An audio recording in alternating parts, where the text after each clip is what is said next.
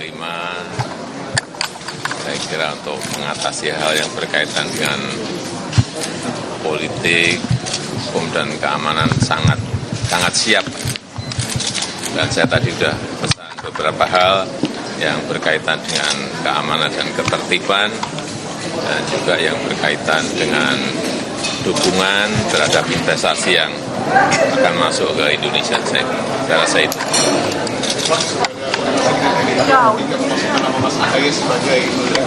Gimana?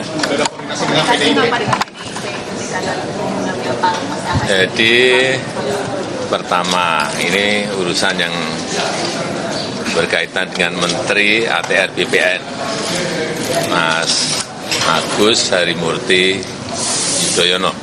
Kita tahu beliau ini Ketua Umum Partai Demokrat pertama. Beliau juga alumni Akademi Militer Akmil. Juga ada pendidikan di Nanyang University, di Harvard University, di Webster University. Saya kira saya tidak ragu memberikan tempat untuk Kementerian ATR BPN karena ini urusan manajemen. Saya kira beliau akan sangat siap. Ya,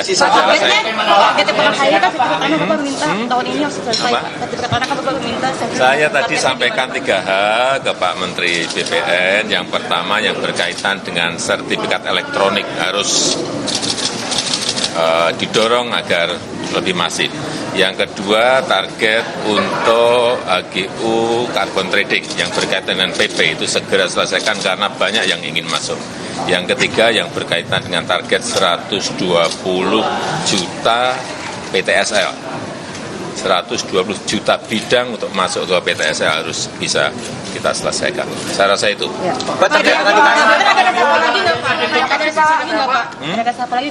Ya.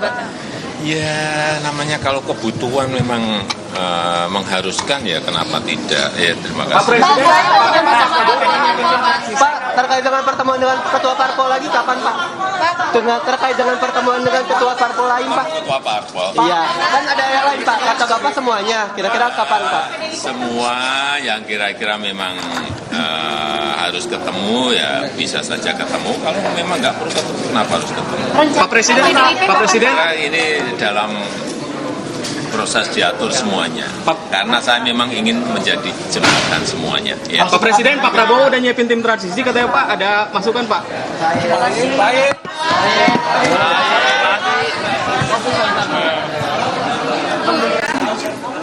Baru saja kita dengar keterangan dari Presiden Joko Widodo usai pelantikan 2 menteri yakni Menko Polhukam dan juga Menteri ATR.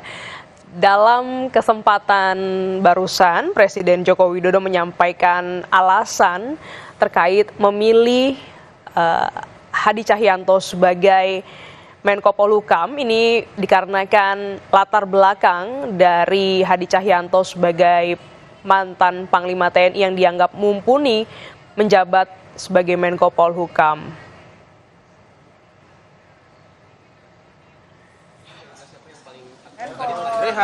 Kepala yuk. Pertama, saya bersyukur hari ini mendapatkan sebuah amanah dan kemuliaan yang luar biasa dari Presiden Joko Widodo, dari pemerintah dan negara untuk bisa menjalankan tugas sebagai Menteri ATR sekaligus Kepala BPN. Ini merupakan sebuah tanggung jawab yang insya Allah saya akan jalankan sekuat tenaga, walaupun kami juga menyadari ini adalah masa-masa yang tidak panjang, 8 bulan kurang lebih, tetapi saya selalu meyakini dalam waktu berapapun kita bisa berbuat yang terbaik untuk masyarakat dan juga negara. Saya mengucapkan selamat tentunya kepada Bapak Hadi Cahyanto sebagai Menko Polhukam yang baru, sekaligus saya mengucapkan banyak terima kasih karena tadi malam, walaupun ini serba mendadak, kalau boleh sedikit saya cerita, jadi Senin malam itu saya baru mendapatkan telepon dari Mensesnek Pak Pratik, hanya bertanya apakah ada di Jakarta, dan beliau kemudian menyampaikan saya diterima oleh Pak Presiden Jokowi di Istana Merdeka kemarin Selasa jam 8. Saya tidak tahu agendanya apa ketika itu, tapi saya datang tentunya dan disitulah beliau meminta saya untuk bergabung di kabinet. Lalu juga menyampaikan bahwa hari ini akan dilakukan pelantikan. Oleh karena itu yang saya lakukan tentunya saya mengucapkan terima kasih dan segera menghadap Pak Prabowo Subianto juga, bagaimanapun beliau adalah pemimpin koalisi Indonesia Maju ke depan, untuk mendapatkan blessing juga, restu juga. Dan setelah itu saya menghadap Pak Hadi karena beliau yang selama ini luar biasa telah menangani berbagai isu persoalan yang mendesak di bidang ATR dan BPN, dan di antara itu semua termasuk tadi Pak Presiden Jokowi menyampaikan 3 hal yang tadi sudah beliau sampaikan juga. Ada beberapa prioritas, tetapi tentunya saya ingin meyakinkan 8 bulan ini bisa dituntaskan mudah-mudahan dengan segala daya upaya.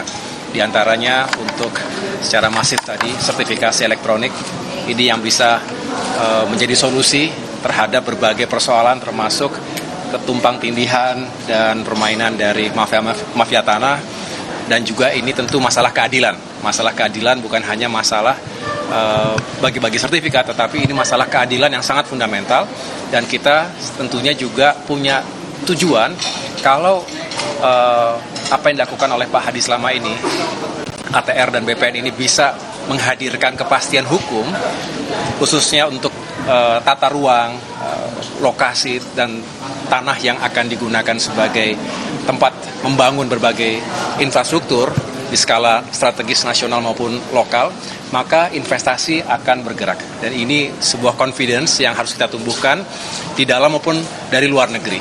Kalau investasi bergerak, tentu akan menghadirkan pertumbuhan ekonomi. Ekonomi rakyat akan bergerak, membuka lapangan pekerjaan, meningkatkan penghasilan, dan pada akhirnya masyarakat akan lebih sejahtera. Jadi banyak hal, termasuk juga tadi ada target yang disampaikan oleh beliau, mengejar hingga tuntas 120 juta bidang PTSL yang mudah-mudahan juga bisa kita kelola, dan tentunya kita meyakinkan agar isu lingkungan hidup juga bisa menjadi prioritas utama. Oleh karena itu kami akan melakukan komunikasi dan koordinasi dengan berbagai lembaga dan kementerian yang terkait, dan tentunya tadi malam saya sudah matur Pak Hadi, walaupun nanti beliau sebagai Menko Polhukam berkenan nggak tetap saya ganggu untuk saya minta pandangan-pandangan dan juga masukan-masukan ya, karena ini kerja yang besar dan tentunya membutuhkan berbagai masukan termasuk dari para ahli dan dari para akademisi. Demikian. Pesan dari Pak SBY ada nggak Mas? Pesan dari Pak SBY terkait penunjukan? Beliau tentunya juga bersyukur karena ini juga menjadi sebuah momentum Partai Demokrat kembali ke pemerintahan. Banyak yang mungkin belum menyadari bahwa Demokrat selama 9 tahun 4 bulan berada di luar pemerintahan, dan ini sebuah momentum yang sangat bersejarah karena alhamdulillah apa yang kami perjuangkan juga selama ini bisa lebih direalisasikan jika Demokrat bergabung dengan pemerintahan secara langsung, karena kebijakan itu di tangan eksekutif. Walaupun perjuangan parlemen juga sangat penting, tetapi dengan demikian ini menjadi langkah baru bagi kami semua keluarga besar Partai Demokrat untuk berkontribusi dalam pemerintahan Kabinet Indonesia Maju di penghujung atau menuju ke akhir masa kepemimpinan. Dengan demikian mudah-mudahan apa yang dilakukan secara bersama-sama ini bisa menghadirkan berbagai pencapaian dan kemajuan. Mas, ada beban politik tertentu nggak sih setelah ada perputaran politik ini? Kenapa? Ada beban tersendiri nggak sih karena selama 9 tahun ada di luar pemerintahan? Tidak secara khusus. Yang jelas memang perlu adaptasi. Yang jelas kalau ditanya keluarga besar Demokrat sangat senang karena bagaimanapun memang tujuan utama dari politik termasuk partai politik adalah bisa berkontribusi seluas-luasnya melalui jalur pemerintahan eksekutif maupun legislatif. Tapi insya Allah bisa kita jalankan. Kalau masuknya Mas Ahaye ke dalam koalisi ini apakah mempengaruhi sikap Demokrat juga di DPR khususnya terkait dengan interpelasi pemilu? Oh, tentu kami selalu bijak menggunakan suara kami di parlemen, formal maupun informal. Yang jelas kami tidak ingin terjebak dalam isu-isu yang mengganggu konsentrasi pemerintah. Demokrat hari ini bersama pemerintah, ada dalam pemerintah. Jadi jelas kami biasanya disiplin, Demokrat itu disiplin sesuai dengan kebijakan partai, dan tentunya kami ingin mengawal pemerintahan Presiden Jokowi dan kita semua sampai dengan tuntas, bisa mengejar semua target, termasuk target-target ATR BPN yang luar biasa, banyak yang sangat kompleks, tapi insya Allah semua yang beliau telah lakukan selama ini dan seluruh jajaran Kementerian ATR BPN bisa kita tuntaskan dengan baik. Berarti akan menentang ya Pak jika berarti akan menentang ya jika ada hak angket pemilu soal kecurangan itu. Kenapa? Berarti akan menentang ya jika ada hak angket pemilu soal kecurangan itu. Yang jelas kita tidak usah prejudis ya, ada kecurangan dan lain sebagainya. Saya tahu ini adalah bagian ekspresi dari berbagai kalangan pasca pemungutan suara. Itu wajar. Setiap tahun pemilu dimanapun di negara manapun selalu ada isu-isu demikian. Tetapi saya punya keyakinan, walaupun sekarang masih penghitungan sementara, tetapi yang jelas sudah bisa terbaca siapa yang menjadi pemenang pemilu. Walaupun kita menghormati sampai dengan tuntas secara formal, tetapi yang jelas kita justru harus move on, melihat ke depan, 5 tahun, 10 tahun ke depan ini banyak tantangan dan komplikasinya. Oleh karena itu, saatnya kita sudah membangun kembali rekonsiliasi bangsa, dan kita berikan ruang demokrasi. Kalau ada yang tidak puas, ada mekanismenya, silahkan. Itu hak warga negara, hak partai politik, tapi juga saya tidak ingin terjebak kita terlalu carut-marut dalam isu-isu semacam itu karena masih banyak pekerjaan rumah yang harus kita selesaikan. Mas, soal PDIP menolak hasil Sirekap ke nggak usah, Mas. Terkait pemilu kan banyak hubungan itu dengan kecurangan, Pak. Terkait pemilu kan banyak itu dengan kecurangan, Pak. Gimana sikapnya? Ya, ini ya. Saya pertama ingin mengucapkan banyak terima kasih atas amanah yang diberikan kepada saya, pada Bapak Presiden, dan kita ketahui bersama bahwa kehormatan itu sudah diberikan sejak tugas kepada saya adalah sebagai Panglima TNI, kemudian sebagai Menteri ATR BPN, dan saat ini saya juga diberi kehormatan lagi menjadi Kemenko, Menteri Koordinator Politik, Hukum, dan HAM. Ya, tentunya adalah satu kehormatan yang harus saya jaga dan saya laksanakan dengan baik. Tadi saya sempat berbicara dengan Pak Kapolri dan Pak Panglima TNI terkait situasi politik dan keamanan, semuanya kondusif, dan hal ini benar-benar harus kita jaga pasca Pesta Demokrasi tanggal 14 Februari tahun 2024. Kita memang boleh beda pilihan, namun persatuan dan kesatuan adalah yang utama harus kita jaga. Dan menjaga persatuan dan kesatuan itu adalah tugas seluruh komponen yang satu sama lain harus saling mendukung. Kemudian saya segera melaksanakan konsolidasi dengan lembaga kementerian terkait untuk tetap menjaga kondisi yang saat ini sangat baik, sangat kondusif ini agar terus dipertahankan. Dan ini adalah bagian dari tugas seluruh komponen. TNI dan Polri menjadi garda terdepan dalam menjaga keutuhan NKRI, dan ini tentunya terus akan saya jaga bersama-sama, koordinasi bersama-sama dengan Panglima TNI maupun Kapolri. TNI Polri tetap berkomitmen bahwa NKRI harga mati. Untuk semuanya adalah untuk keberlanjutan pembangunan yang sedang kita laksanakan. Pak, terkait dengan BLBI, Pak? BLBI akan kita, iya, skemanya sudah kita buat dan segera saya koordinasikan, termasuk juga mana-mana saja yang menjadi prioritas utama. Ya, kita tunggu saja. Hari ini saya akan koordinasi, segera setelah itu saya akan turun ke lapangan untuk menyelesaikan permasalahan-permasalahan yang terjadi di BLBI, karena permasalahan itu juga menyangkut dengan permasalahan tanah yang selama ini juga saya bantu sebagai Menteri ATR, membantu untuk menyelesaikan permasalahan BLBI itu. Pak, ini kan Pak Ganjar mengusulkan mendorong DPR untuk hak angket mengusut kecurangan pemilu, Pak. Kalau dari pemerintah pandangannya gimana, Pak? Ya, itu nanti dulu lah. Ya, itu kita kita lihat nanti. Suasana sekarang kita jaga kondusif, suasana aman, ini yang harus benar-benar kita jaga. Ada komunikasi juga menyampaikan menolak pemilu, Pak.